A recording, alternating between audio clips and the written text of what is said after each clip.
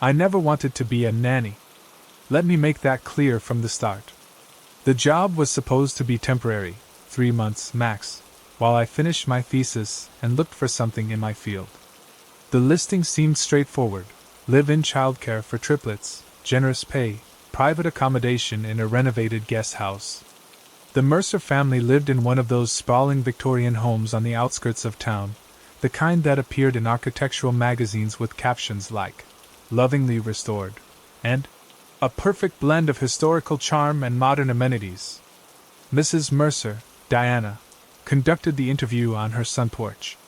She was immaculately put together, not a strand of her blonde hair out of place, wearing clothes that whispered money rather than screamed it. When she smiled, her eyes remained vigilant, assessing. "The girls are unique," she said, stirring her tea. "They've always been extraordinarily close, even for triplets. We've had some difficulty finding the right fit." I nodded as if I understood. In reality, I was calculating how quickly the salary would clear my student debt. "How many nannies have you had?" I asked. Her spoon clinked against fine china. 7. In the past year. I should have walked out then. I should have thanked her for her time and never looked back. But the guest house had floor-to-ceiling bookshelves and a view of the garden.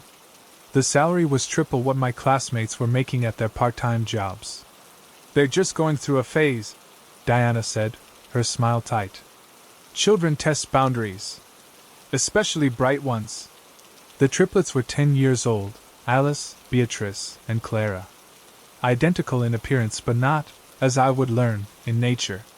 When Diana introduced us, they stood in a perfect row, wearing identical blue dresses with white collars, their dark hair pulled back in matching ribbons. They stared at me with the same pale blue eyes, unblinking, assessing. "Girls," Diana said, "this is Miss Taylor.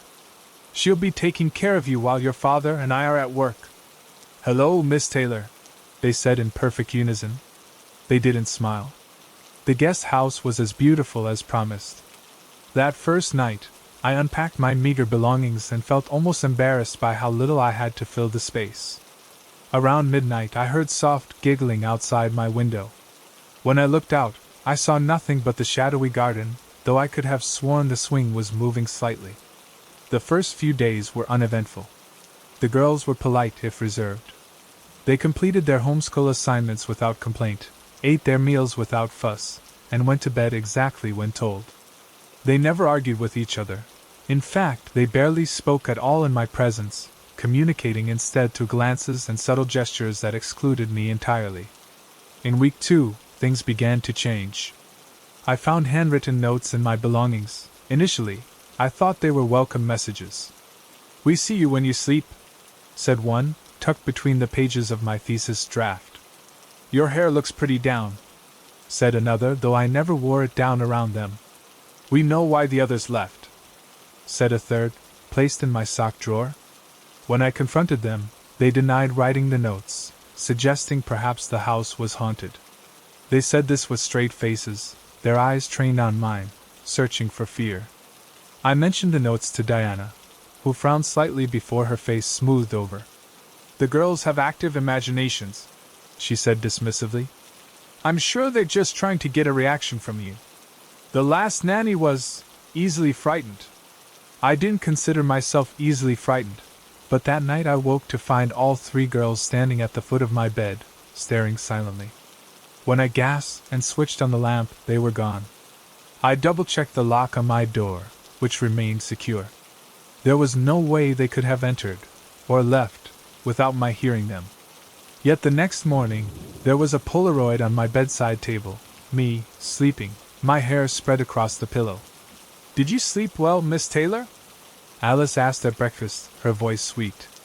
The girls were identical in appearance, but I had begun to notice subtle differences.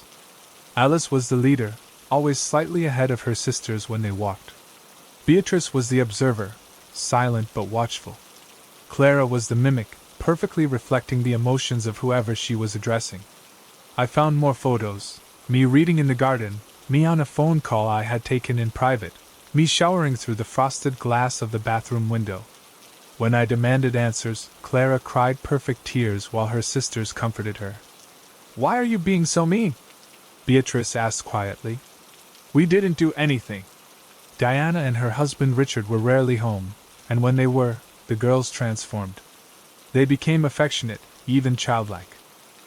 They held their parents' hands, asked innocent questions about their days, performed like the perfect children they were supposed to be. "The girls adore you," Diana told me one evening. "They've never taken to a nanny like this before." I wanted to show her the photos, the notes, but something stopped me. Perhaps it was the way Richard's eyes lingered on me when Diana wasn't looking, or the way Diana's smile never reached her eyes. Perhaps it was the growing certainty that whatever game the triplets were playing, their parents were complicit. One night, I pretended to take my usual sleeping pill. I had never taken sleeping pills before this job, but instead flushed it down the toilet. I placed pillows under my blanket to resemble a sleeping form and hid in the closet, leaving the door cracked open just enough to see the room. Around 2 a.m., my bedroom door opened silently. The girls entered, moving with practiced stealth. They approached the bed, and Alice pulled back the covers to reveal the pillow decoy. "She knows," Beatrice whispered. "She thinks she knows," Alice corrected. "But she doesn't know everything." Clara opened my desk drawer and removed my journal. She flipped through it while her sisters searched the room, methodically checking every hiding place except the closet where I held my breath. "She's writing about us," Clara said. "About the others, too. She's been asking questions in town," Beatrice added. "The librarian told Mother." Alice, the apparent leader, nodded thoughtfully. "We need to accelerate the timeline then." They replaced my journal exactly as they'd found it, and left as silently as they'd arrived.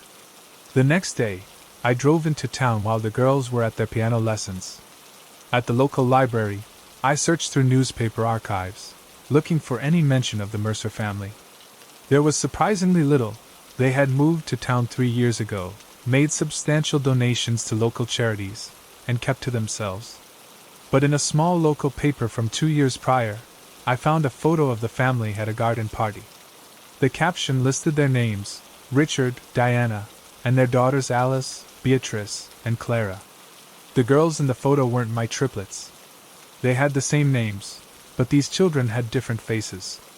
They were still similar enough to be sisters, but not identical. Not triplets. That night at dinner, I studied the girls more carefully. Their mannerisms, the way they held their forks, the slight differences in their facial expressions, everything seemed rehearsed, as if they were playing parts they had studied meticulously. "Is something wrong, Miss Taylor?" Alice asked, her head tilted at the exact angle her sisters used when asking questions. "No," I lied. "Just thinking about my thesis." "Your thesis on child development and familial bonds?" Clara asked innocently. "The one you keep locked in your desk drawer?" I had never told them my thesis topic. I called in sick the next day and drove to the university in the neighboring city. In the research library, I dug deeper. I found a wedding announcement for Richard and Diana Mercer from 15 years ago. There was no mention of children. I expanded my search and found birth announcements for triplet girls born to a Catherine and James Wilson in a town 300 miles away, 12 years earlier. The names, Alice, Beatrice, and Clara. 2 months later, a news article. Local family perishes in house fire. Catherine and James Wilson had died in a suspicious fire. Their daughters were reportedly staying with relatives at the time and survived. There was a photo of the Wilson triplets that made my blood run cold. They were my triplets. Exactly as they looked now, 2 years ago. They hadn't aged. When I returned to the house, Diana was waiting for me in the kitchen. "The girls mentioned you weren't feeling well," she said, pouring tea from a steaming pot. "I thought you might like some chamomile. It always helps me sleep." "Thank you," I said, not touching the cup. "Actually, I'm feeling much better now. Just needed some fresh air." "The girls miss you when you're gone," she said, her smile practiced. "They become anxious." "Diana," I asked carefully, "how long have Alice, Beatrice, and Clara been with you?" Something flickered behind her eyes, caution, perhaps, or calculation. Since they were born, of course. Richard and I always wanted children. She pushed the teacup closer to me. Drink your tea before it gets cold. I pretended to sip, watching her over the rim. It's just. I saw a photo in town. From a charity event. The girls looked different. Children change as they grow, she said dismissively. Now, if you're feeling better, the girls are waiting for you in the garden. They've prepared a little surprise. The surprise was a tableau they had created, 3 child-sized chairs arranged around a small table, set for tea. Their dolls were positioned on the chairs, but the dolls' faces had been covered with crude paper masks, each one bearing a rudimentary drawing of my face. Do you like it, Miss Taylor? Clara asked, her voice trembling with excitement. We made them look just like you. Now you can stay with us forever, Beatrice added. Just like the others. That night, I locked my door and pushed a heavy dresser in front of it. I packed my essentials into a backpack and planned to leave at dawn. Around midnight, my phone lit up with a text message from an unknown number. We would leave if we were you. Not if you want to know what happened to Miss Wilson. Miss Wilson. The 7th nanny. I hadn't told anyone I was planning to leave. At breakfast the next morning, the girls watched me with knowing smiles. Did you sleep well, Miss Taylor? Alice asked. We heard you moving furniture, Beatrice said. Were you redecorating? Clara finished. Diana entered with a fresh pot of coffee. Girls, remember our talk about respecting Miss Taylor's privacy? She turned to me, her smile perfect. They become so attached. It's sweet, really, how much they care for their nannies. That afternoon, while supervising the girls in the garden, I received an email from my thesis advisor. Fascinating new direction for your research. The case studies you sent about the Mercer children are disturbing but compelling. Have you considered contacting authorities based on your findings? I hadn't sent my advisor anything about the Mercer children. I looked up from my phone to find all 3 girls staring at me, their identical blue eyes unblinking. You shouldn't have done that, Alice said. Now we'll have to tell Mother, Beatrice added. And you know what happens then, Clara finished. That night, I heard scratching at my window, light, persistent, like small fingernails on glass.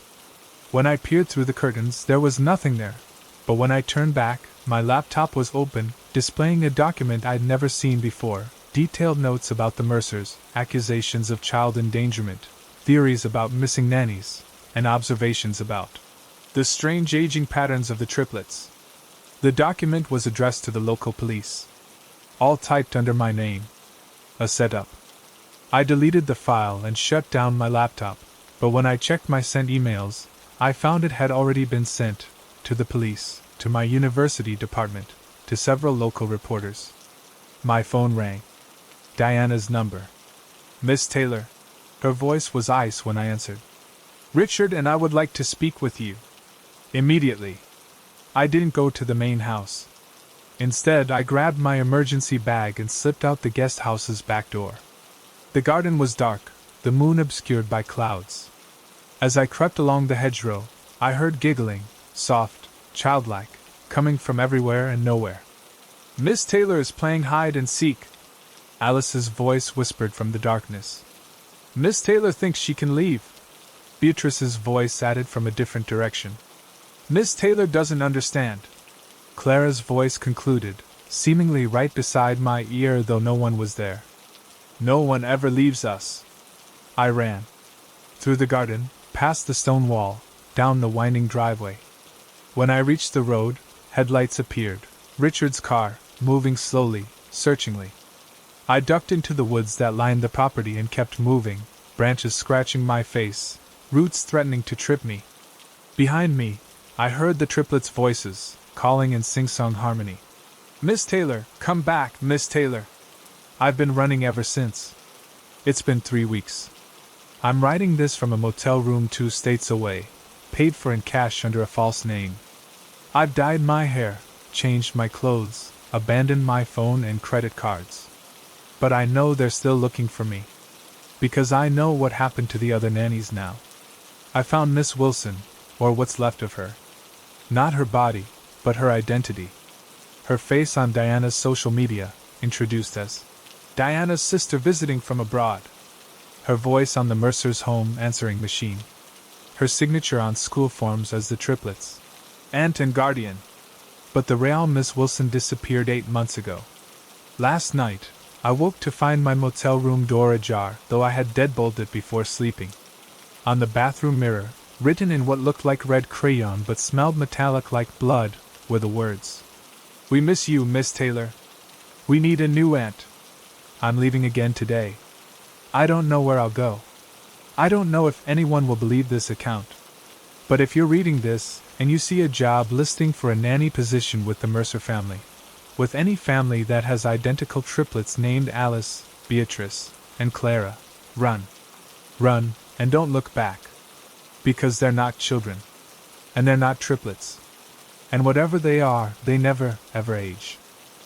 The first time I saw the Calloway house, I remember thinking it looked too perfect.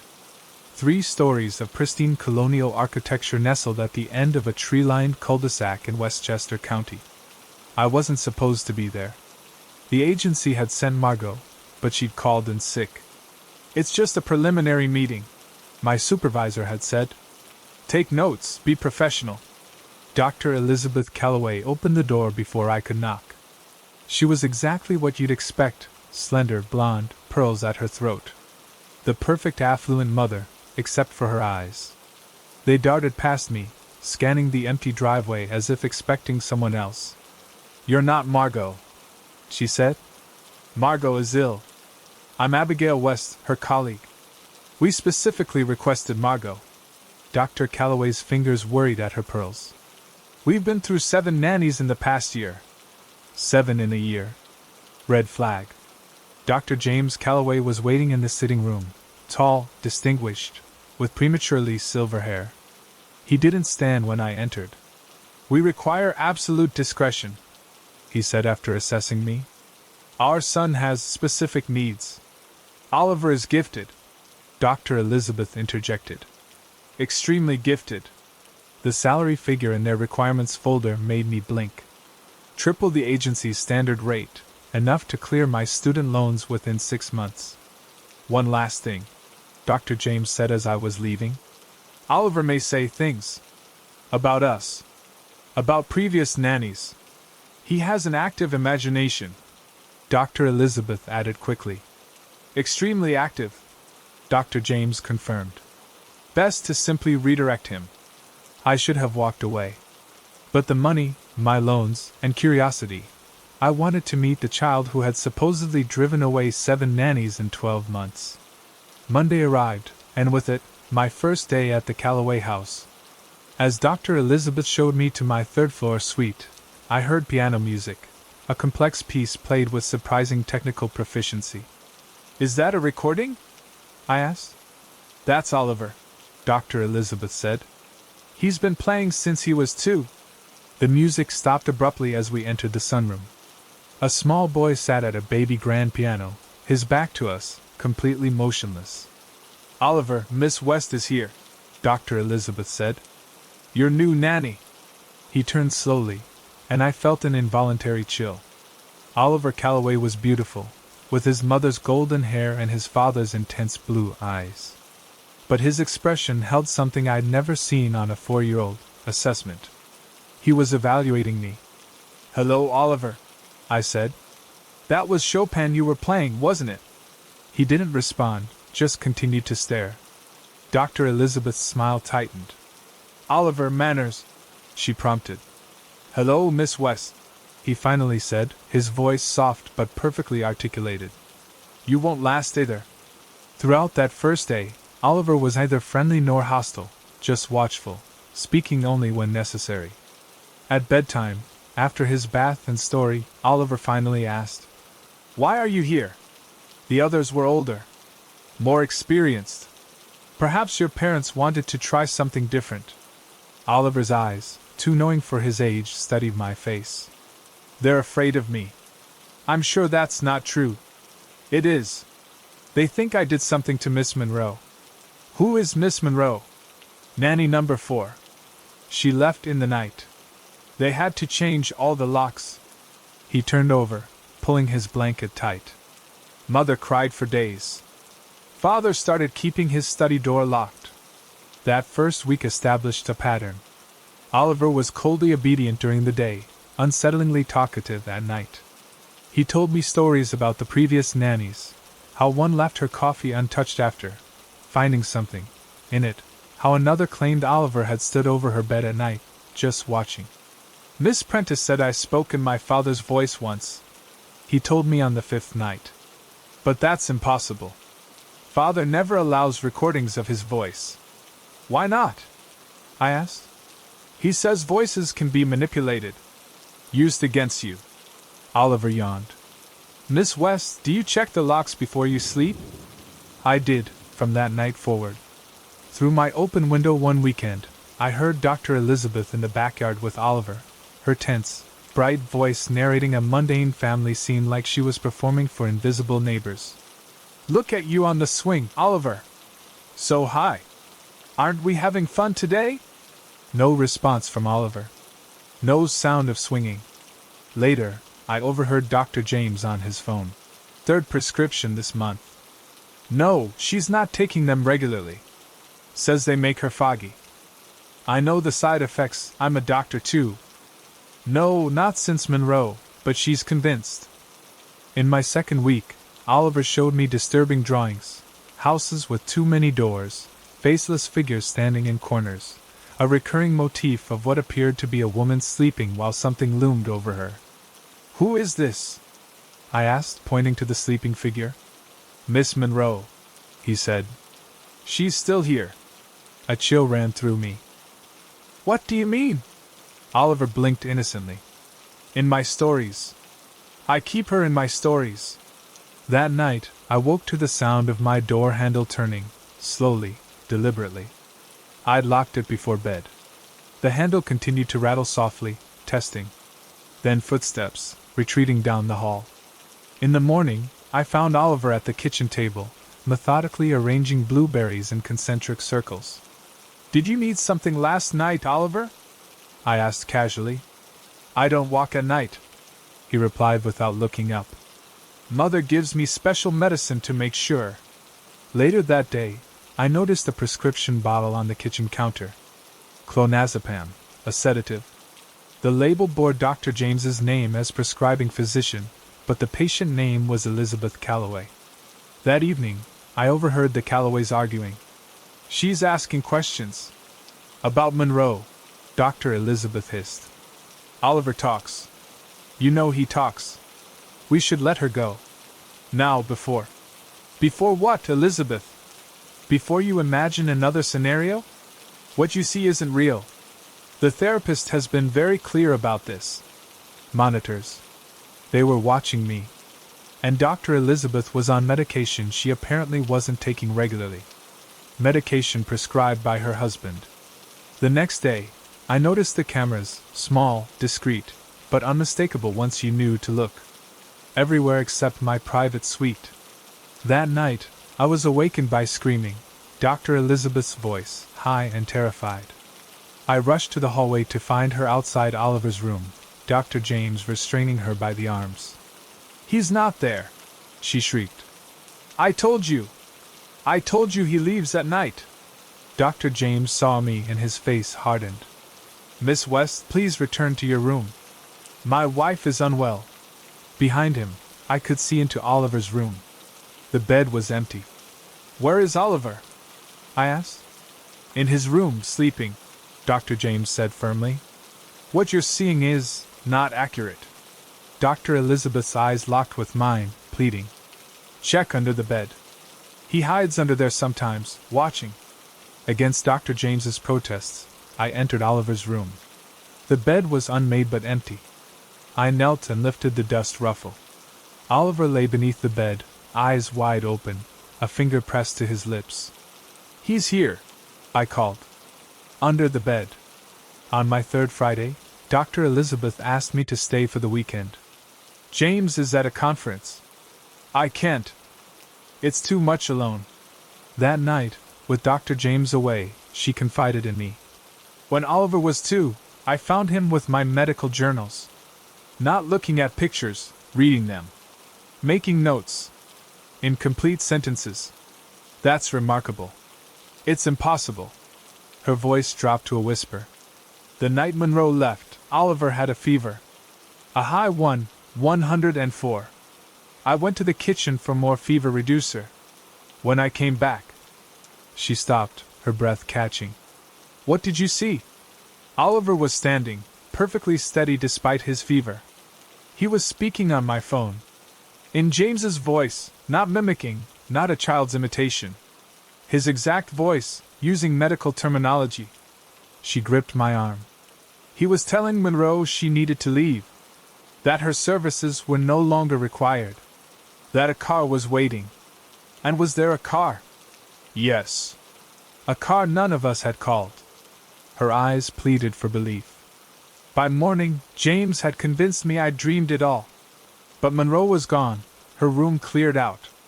I stayed with her until she took her medication and fell into restless sleep. Returning to my room, I found my door ajar, though I was certain I'd closed it. Inside, my laptop was open, displaying a half-written email to the nanny agency requesting immediate reassignment, citing concerns about Dr. Elizabeth's mental stability. An email I had never written. On my pillow lay a child's drawing, a crude rendering of a car driving away, a stick figure inside. Miss West goes away like Miss Monroe. Read the childish scrawl beneath it. In the morning, I found Oliver in the kitchen while Dr. Elizabeth slept upstairs, sedated. Did you come into my room last night? I asked him directly. Mother says I'm not allowed in your room. Before I could question him further, Dr. Elizabeth appeared in the doorway, her hair disheveled, eyes unfocused from medication. Who are you talking to, Oliver? Oliver and I both turned to her, confused. She was looking directly at us. Miss West, Oliver said slowly. I'm talking to Miss West. Dr. Elizabeth's face contorted with confusion, then fear. There's no one there, Oliver. A cold wave washed over me. Oliver's expression shifted to concern. Mother, Miss West is right here. He pointed at me. Dr. Elizabeth screamed and ran from the room. Something's wrong with Mother. She couldn't see you, Oliver whispered. That's not possible, Oliver. It's happened before. With Miss Monroe. The day before she left, Mother couldn't see her anymore either. I called Dr. James, who answered immediately. Miss West? Is everything all right? Your wife is having an episode, I said. She's claiming she can't see me. A long pause. Where are you right now? In the kitchen with Oliver. Another pause. Put Oliver on the phone. Now. Oliver took the phone calmly, spoke briefly, then handed it back.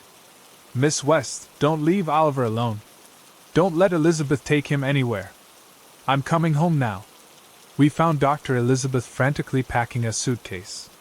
When we entered, she froze, staring at Oliver. Who are you talking to? She demanded. There's no one there, Oliver. Mother, Miss West is right here, Oliver insisted, pointing at me. I stepped forward. Dr. Calloway, I'm right here. You can see me. She looked right through me, her eyes wild with fear. It's happening again. Just like with Monroe. Just like with the others. We retreated to Oliver's room.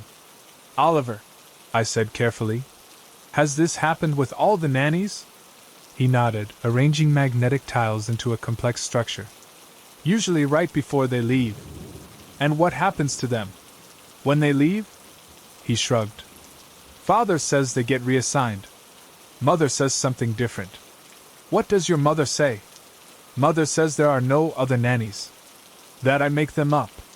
He looked at me, his eyes impossibly old. That I make them, and then unmake them. A car door slammed outside. Dr. James had returned. Stay here, I told Oliver, moving to the doorway. It won't matter, he said quietly. Soon, Father won't see you either. I ran downstairs. Dr. James was in the foyer, Elizabeth clutching at his arm. James! It's happening again. Oliver is talking to someone who isn't there. Just like with Monroe. Dr. James looked past his wife, looked directly at me standing on the stairs. His expression showed no recognition. Where is Oliver? He asked Elizabeth. Upstairs with whoever he thinks is there. I felt a small hand slip into mine. Oliver stood beside me, watching his parents with a calm, detached expression. I told you, he whispered. They forget. They always forget. Oliver! Dr. James called. Come down here, son. Oliver squeezed my hand. This is the part where you leave, Miss West. Like all the others. I'm not going anywhere, I said, though my voice shook. You have to. There can't be two of us. Two of what? He looked up at me, blue eyes sincere. Two imaginary friends. I backed away from him. Oliver, who is Miss Monroe? His smile was gentle. I am. Sometimes. When I need to be someone else. When I get bored. That's not possible. They never remember the nannies' faces. Have you noticed? No photographs. No specific descriptions. He tilted his head. Easy to be someone different when no one remembers who you were before. Dr. James climbed the stairs. He looked through me as if I were air. Oliver, Dr. James said sternly. Who are you talking to? Miss West, Oliver replied. She's leaving soon. Dr. James knelt before his son. Oliver, we've discussed this. There is no Miss West. There was no Miss Monroe. You need to stop creating these imaginary people. My breath caught. The prescription bottle. The cameras everywhere. 7 nannies in a year that no one remembered but Oliver. There is no nanny agency. I whispered, the truth dawning horribly. There never was. Oliver nodded, watching me fade. Now you understand. And I did. The Callaways had no nanny. They had a son with an extraordinary, terrible gift. A child who could create people from nothing, fully formed, believable people, and then unmake them when he tired of the game. Dr. James led Oliver away. Neither looked back at me. I ran to my suite, to my laptop, needing to leave some trace. But the bedroom was empty, no suitcase, no personal items. As if I had never been there at all. On the perfectly made bed lay a single sheet of paper, a child's drawing of a woman fading away.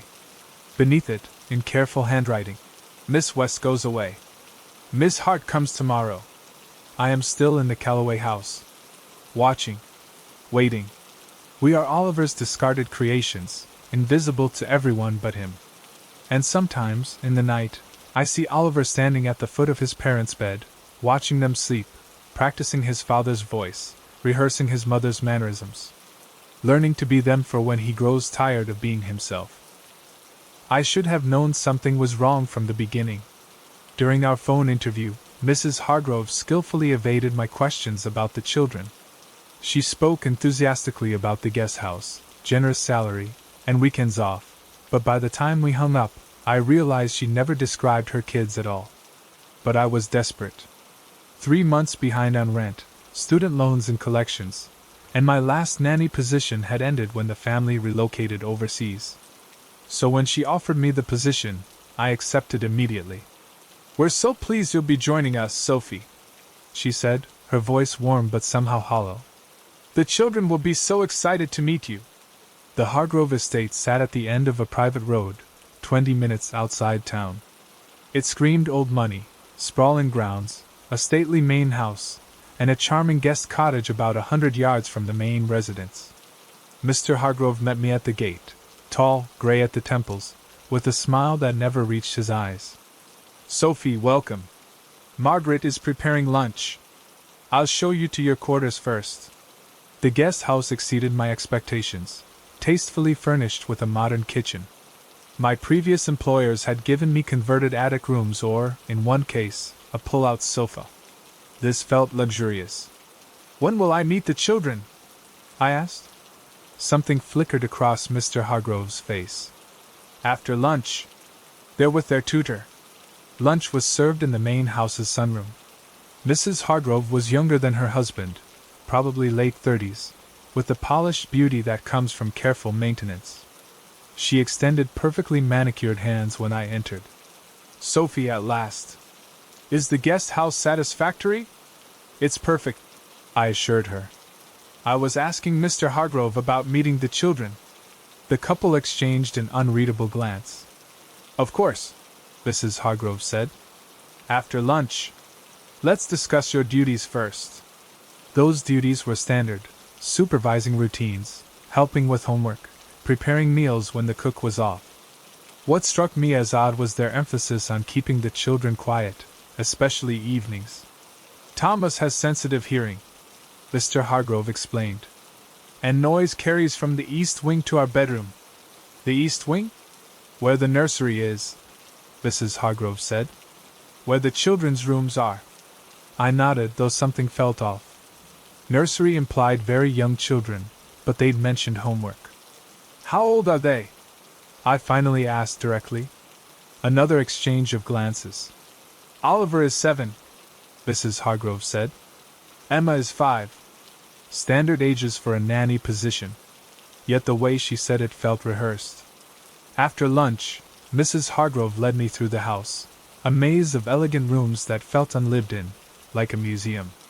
Everything was immaculate, without the scattered toys or fingerprinted surfaces you'd expect with children.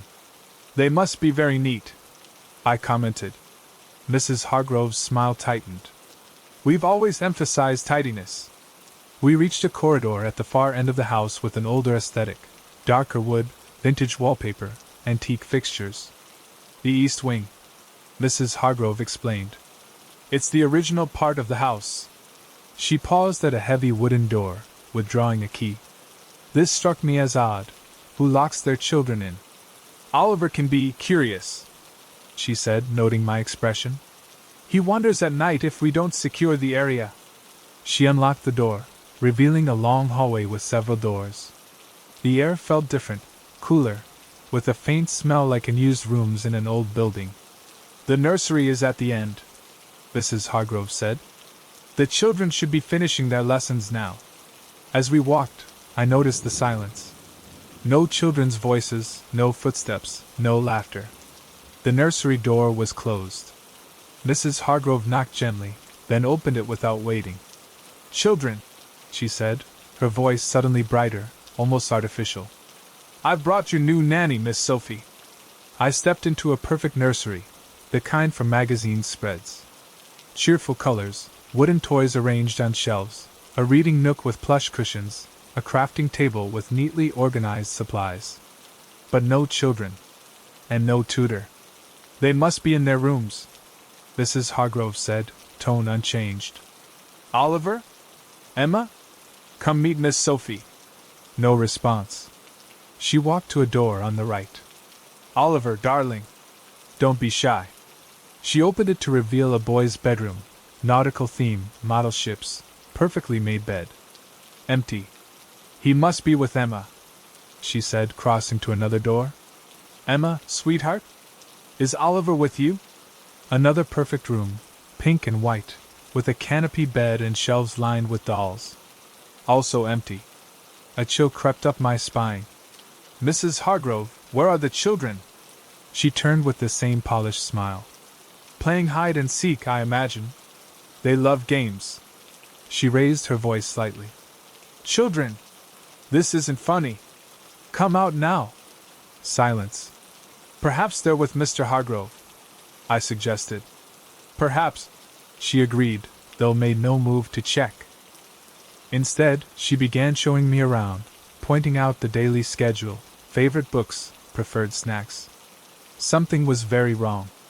The rooms looked staged, perfect, but without lived-in touches of actual children. No partially completed projects, no treasured book with a cracked spine. Mrs. Hargrove, I interrupted. I haven't seen any photos of the children in the house. Her smile didn't waver.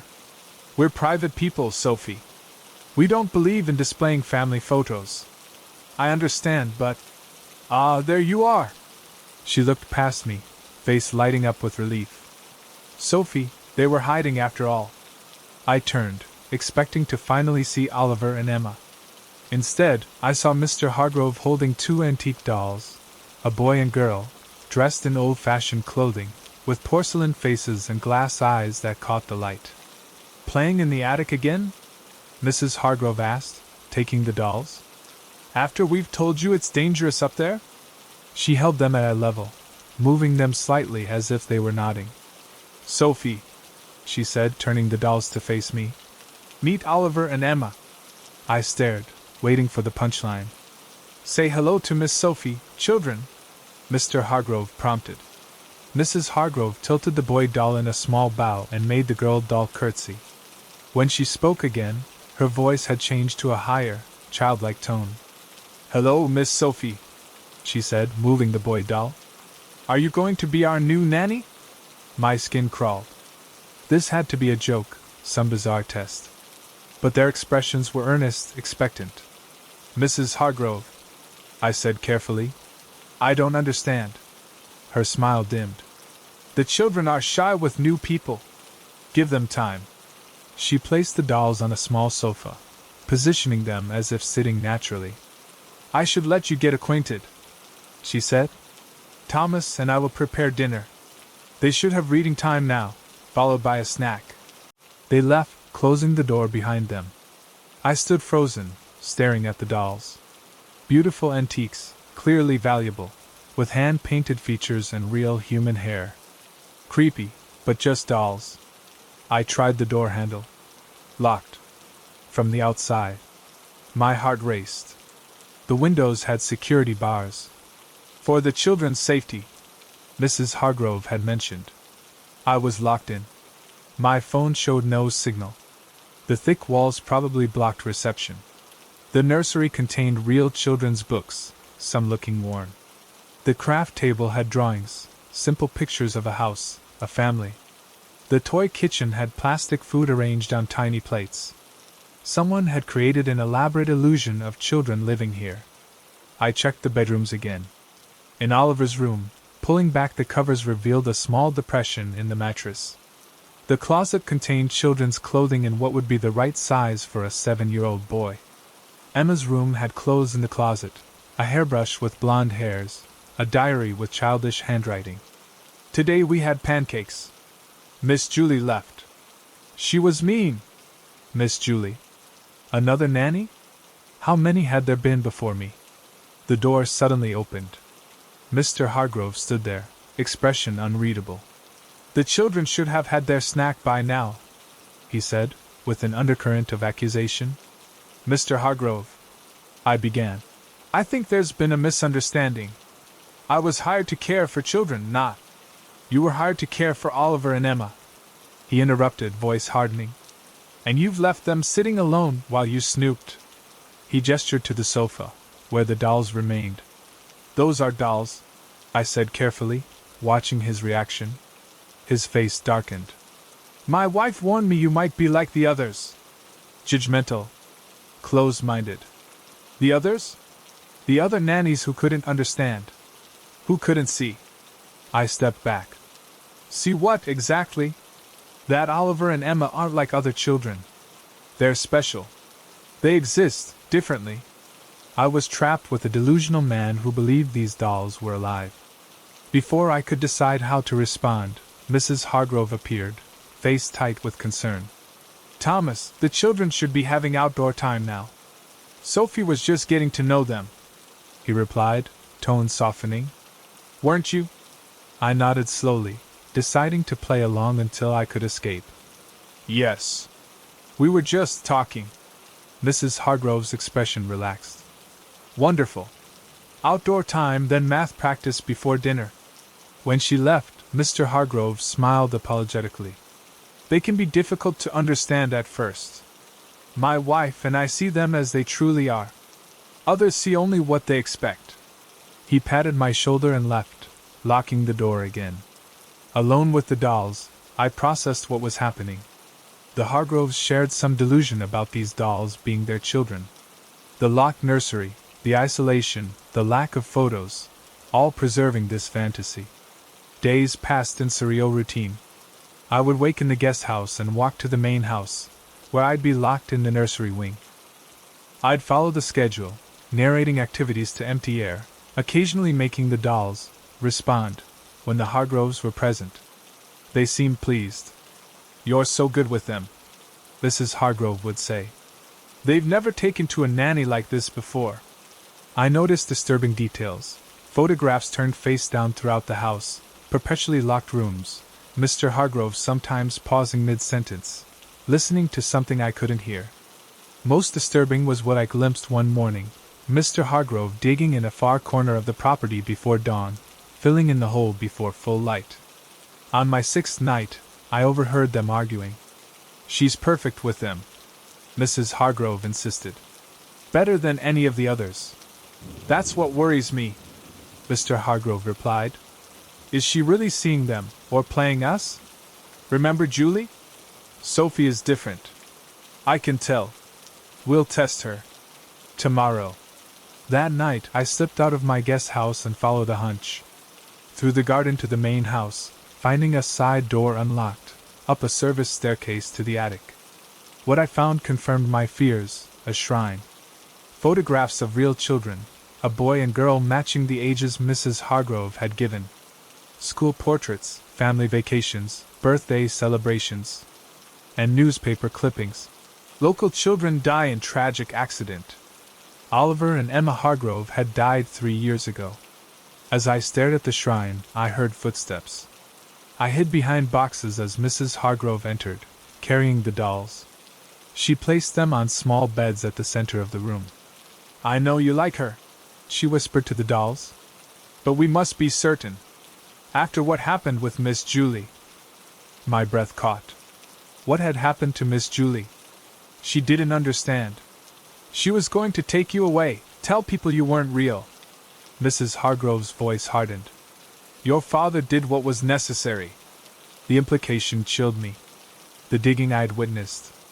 The abrupt departures of previous nannies. I must have made a sound, because Mrs. Hargrove suddenly stiffened.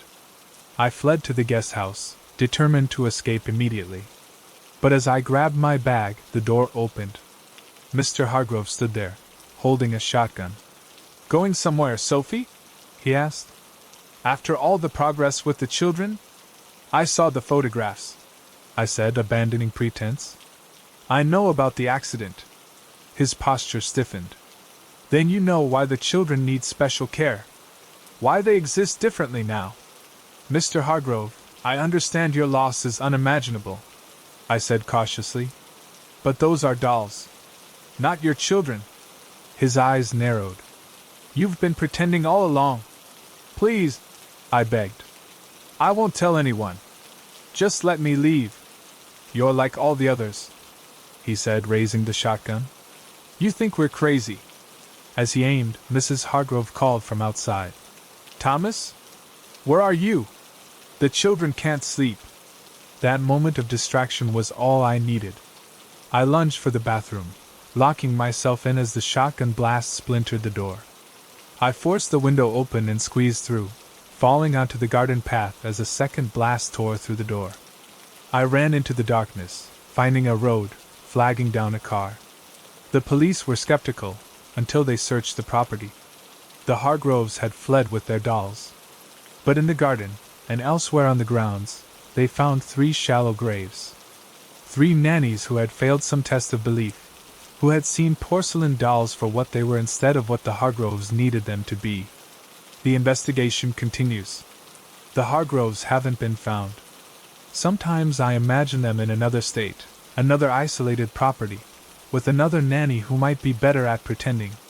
Or worse, one who might actually begin to see what they see, to hear voices from painted lips and glass eyes.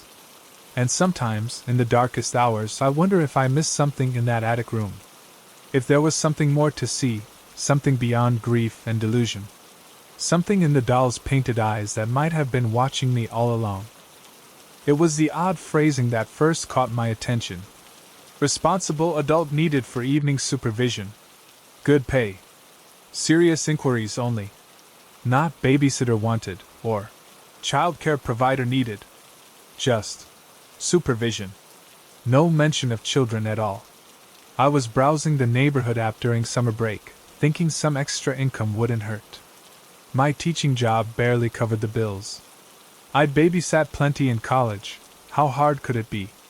I responded with my credentials: education degree, background check on file, CPR certified. The reply came within minutes, which should have alarmed me. 247 Oakwood Lane. Friday, 6 p.m. $25 per hour, cash. I almost deleted it. No interview, no names, no details about the children. But $25 an hour was double the going rate, and curiosity won. I told myself I'd drive by first and assess. Oakwood Lane was in the old part of town, where Victorian houses stood behind wrought iron fences. Number 247 was imposing, 3 stories of faded grandeur with darkened windows reflecting the evening sun. I parked across the street, studying the house. It needed paint, the garden overgrown, but wasn't dilapidated. Just tired. Like it had once been magnificent, and was now merely holding on. No toys in the yard. No bikes on the porch. No evidence of children whatsoever. I should have left then. Instead, I checked my phone, 5:55 p.m., and decided to at least knock. The doorbell echoed like a church bell. As I waited, I noticed how quiet the street was. No passing cars, no neighbors, no distant sounds of life. Just as I was turning to leave, the door opened. A girl stood there, 11, maybe 12. She wore a plain navy dress like a school uniform, dark hair pulled back severely, her expression solemn and appraising. "Ms. Mercer," she said. Not a question. "Yes," I replied, extending my hand before remembering I was addressing a child. "I'm here about the babysitting position." "Supervision," she corrected, ignoring my hand. "Please come in. We've been expecting you." "We?" "Multiple children, then." I followed her into a high-ceilinged foyer smelling of furniture polish and old books. The interior matched the exterior, once elegant wallpaper yellowed with age, ornate woodwork dulled by time. "I'd like to speak with your parents first," I said, stopping inside the door. The girl turned, face impassive. "That won't be possible." A chill ran through me. "Are they not home?" "They are not available," she said with precision. "I am Eliza. I handle household matters." A boy appeared at the top of the grand staircase. Younger than Eliza, perhaps 8 or 9, with the same dark hair and solemn demeanor. He descended with deliberate steps. "This is my brother, Theodore," Eliza said. Theodore nodded silently, his amber eyes studying me with unsettling intensity. "I need to speak with an adult before I agree to watch you," I said firmly. "Where are your parents?" The siblings exchanged a glance I couldn't interpret. "Our parents are deceased," Eliza stated flatly. "We live with our uncle, who travels for business. He's in Prague," Theodore added, his voice surprisingly deep. "Until Tuesday." I stepped back. "Your uncle left you alone for the weekend?" "We manage ourselves," Eliza said.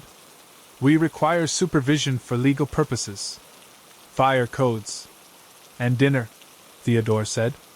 "We need someone to prepare dinner." This was neglect, possibly criminal. I pulled out my phone. "I need to contact your uncle. Or perhaps call social services." "That won't be necessary," a new voice said. I turned to find a third child in a doorway I hadn't noticed. She was younger, maybe 6 or 7, a tiny replica of her siblings. "This is Cordelia," Eliza said. "The youngest." Cordelia extended a small hand like a miniature business executive. "Pleased to meet you, Miss Mercer." I shook automatically, surprised by her firm grip and cool, dry skin. "We have references from previous supervisors," Eliza continued. "And we've transferred your first payment. $200. A gesture of good faith." "How did you—" I stopped, implications hitting me. They had my banking details. "I never gave you my account information." Eliza's expression remained neutral. "Uncle finds it more convenient than cash." I checked my banking app. There it was, $200 from Blackwood Holdings LLC. This is inappropriate, I said firmly. I'm reporting this situation. Your uncle can't leave you alone for days. We understand your concern, Eliza said, unbothered. But this arrangement has worked for some time. How long? I asked. Since our parents died, Theodore said. 3 years, 2 months, and 14 days. His precision sent another chill through me. The last supervisor was inadequate, Cordelia added, her child's voice oddly formal. We terminated the arrangement. We're selective, Eliza said, studying me like a specimen. We believe you'll be more suitable. I needed to leave. I'm sorry. This won't work. I'll return the money. Eliza blocked my path to the door. She was smaller, but something in her posture made me hesitate. Perhaps we should show you the house first, she said. The accommodations are quite comfortable. Accommodations? For overnight supervision, Theodore explained. When Uncle is away. I never agreed to stay overnight. I protested. The ad specified evening supervision. Eliza countered. Evenings extend until morning. Before I could argue semantics with the 12-year-old, Cordelia grabbed my hand, pulling me toward the stairs. Your room is lovely, she said. Much nicer than Ms. Winters had. Ms. Winters? I asked, following despite my instincts. The previous supervisor. Eliza explained from behind. She was dissatisfied. She tried calling authorities. Theodore added, bringing up the rear, effectively surrounding me. Most inappropriate. We reached a wide hallway lined with closed doors. Cordelia led me to one at the end, unlocking it with a brass key. The room was beautiful, spacious, four-poster bed, antique furniture, tall windows overlooking the garden. Unlike the rest of the house, it was perfectly maintained. Bathroom through there. Eliza pointed. Toiletries, fresh towels, and clothes, Theodore said, opening a wardrobe revealing women's clothing. All my size. I stepped back, bumping into Eliza. How did you know my size? And why would I need clothes? They belong to Ms. Winters, Cordelia said. You're the same size. We checked your social media. You researched me? My unease deepened. Of course, Eliza said, as if perfectly normal. We're thorough in our selection process. Ms. Winters left suddenly. Theodore added. Didn't take her belongings. I turned to leave but found Theodore blocking the doorway. Dinner is at 7, Eliza said. We prefer something simple. Kitchen fully stocked. I'm leaving, I insisted. This situation is inappropriate. I'm reporting your uncle's neglect. That would be unwise. Eliza's voice lowered, almost adult-like. Uncle is protective of our privacy. We selected you specifically, Ms. Mercer, Theodore said. From all candidates. Cordelia added. You were most suitable. Suitable for what? A new fear crept up my spine. For the position, Eliza said simply. Others were inadequate. How many others? 7 this year, Theodore said. Ms. Winters was 7th. Where is she now? I asked, suspecting the answer. She departed, Eliza said. She was dissatisfied. Going to report Uncle. Cordelia added. Most inappropriate. I needed out. These children weren't just strange, they were dangerous. I'm leaving now, I said firmly, moving toward Theodore. He pulled out a small silver key. The front door is locked. For security. All external doors and windows are secured. Eliza added. Uncle insists on proper protocols. My heart raced. You can't keep me here. That's unlawful detention. You agreed to supervision.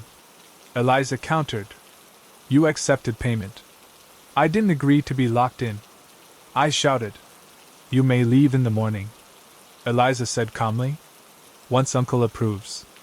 I pushed past Theodore and ran down the hallway. Behind me, measured footsteps followed without hurry. At the front door, I found it truly locked, requiring a key. I rattled the handle uselessly, then turned to find all 3 children watching me with their amber eyes. "Neighbors can't hear you," Theodore said, reading my thoughts. "We've tested it."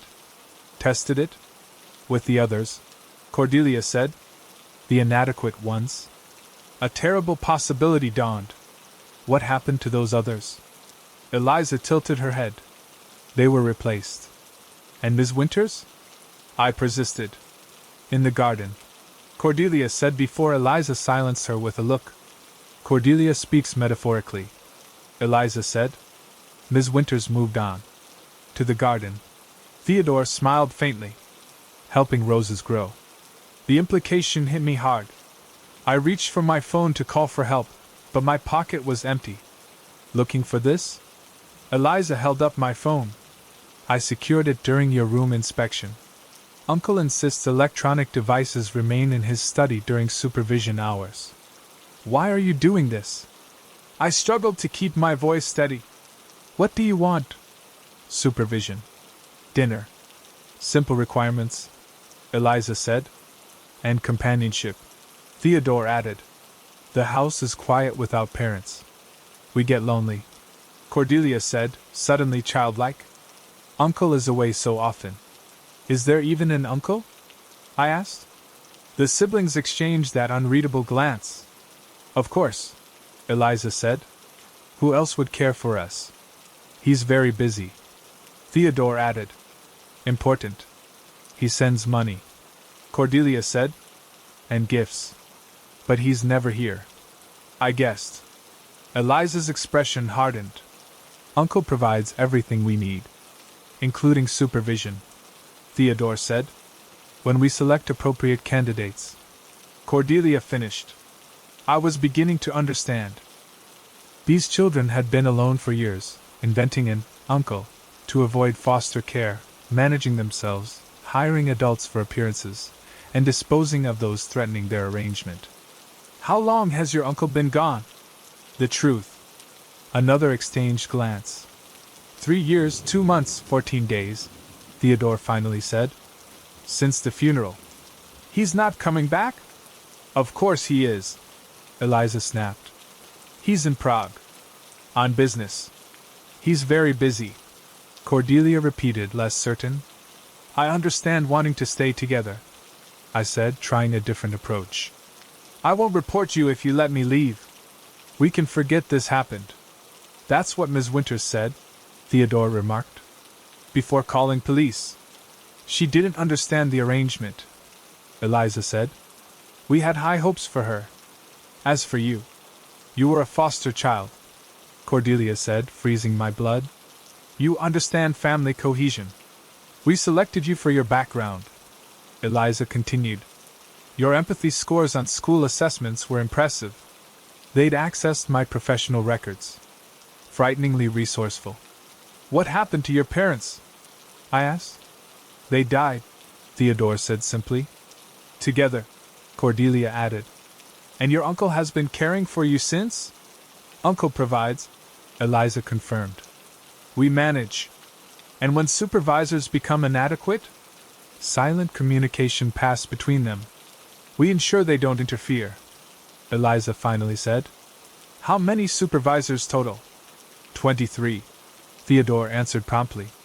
"How many left suddenly? Like Ms. Winters?" 14, Eliza admitted. I maintained a neutral expression despite my horror. 14 people possibly buried on the property. 14 adults who threatened the siblings' independence. "I understand now," I said carefully. "You want to stay together, avoid the system. I've been there." "You'll stay?" Cordelia asked hopefully. "I'll help you, but not as your prisoner. Let me leave now. I promise to find a legal way for you to stay together." Eliza studied me calculatingly.